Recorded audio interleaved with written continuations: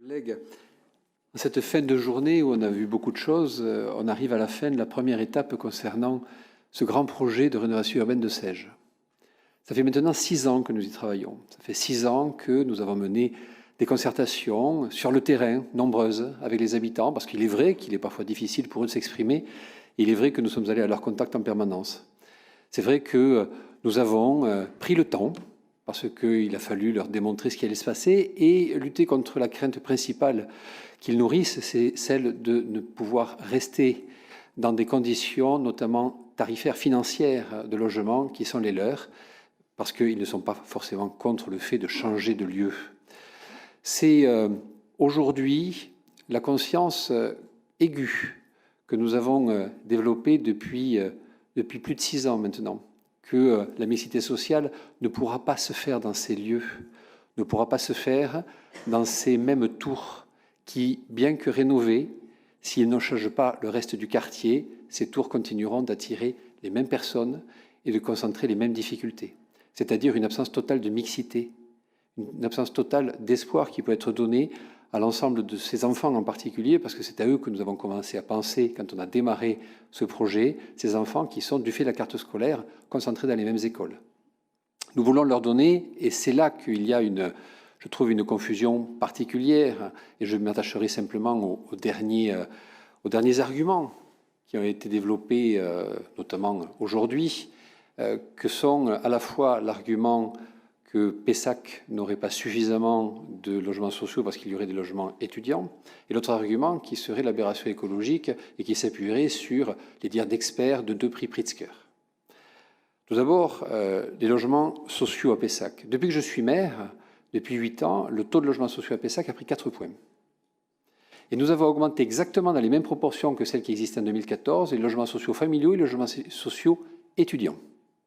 Ça, c'est la première réponse, c'est-à-dire qu'il n'y a pas eu de modification, il n'y a pas eu de faveur donnée à une partie de la population par rapport à une autre. Et je pense que nous sommes tous attachés à la dimension universitaire, étudiante de notre agglomération. Pessac joue son rôle. Pour des raisons géographiques, il est normal que Pessac joue sans doute plus son rôle dans ce domaine-là que d'autres communes qui sont plus éloignées des lieux d'études. Deuxième élément, la question architecturale.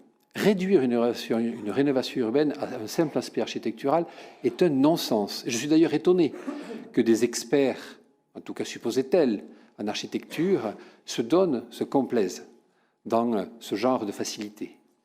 La rénovation urbaine, c'est avant tout un projet humain. C'est un projet qui, dans tous les projets, alors c'est vrai que celui-ci n'est pas labellisé en rue, pour des questions de procédure, de délai, etc.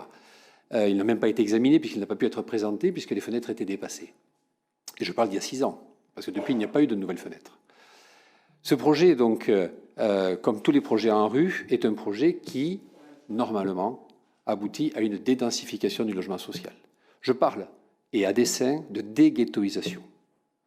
Parce que nous avons, et ce n'est pas spécifique à Sèges, dans tous les quartiers politiques de la ville qui se sont appauvris, qui se sont ghettoisés au fur et à mesure du temps, nous avons les mêmes difficultés. Il convient non pas, et c'est un engagement que j'ai toujours pris, non pas de supprimer ou de diminuer la part de logements sociaux sur Pessac, mais de la répartir différemment. De faire en sorte qu'il y ait des logements sociaux dans tous les quartiers. Oui, Madame Mélier, il y a des quartiers dans lesquels il n'y a pas de logements sociaux, dans lesquels il peut y avoir effectivement des craintes. Et j'ai entendu un certain nombre, on va dire, des électeurs de droite, pour être simple, qui peuvent dire « Non, non, ne mettez pas de tour de Sèges dans mon quartier ». Il n'a jamais été question de faire ainsi. Nous avons fait, c'est ainsi que d'ailleurs on a gagné des points de logements sociaux sur Pessac, nous avons pu déployer, construire des quartiers, des logements sociaux dans le diffus, un peu partout. Et c'est ainsi qu'on fait cohésion sociale, c'est ainsi qu'on fait société. Ce n'est pas en concentrant ni la pauvreté, ni la richesse. C'est en la mixant le plus possible. Ça, il demande beaucoup de volonté parce que souvent, ni les riches, ni les pauvres ne sont d'accord. En tout cas, ceux qui sont censés les représenter, comme la CNL, dont je conteste fermement la représentativité. Fermement.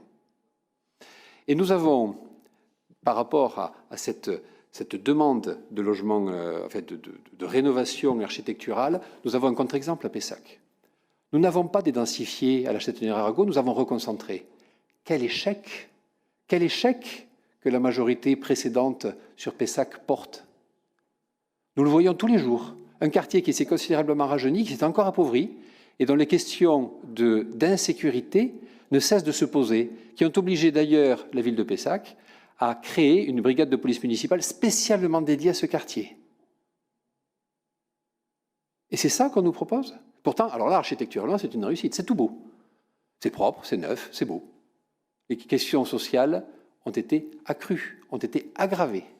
N'ont pas été résolues, elles ont été aggravées. Alors c'est vrai que cet exemple, vous avez dit, M. Saint-Pasteur, en conseil municipal, que j'utilisais l'envie. Mais parce qu'il est vrai, parce que nous le constatons, parce que nous le voyons à Pessac. Ce n'est pas l'homme qui a vu l'ours.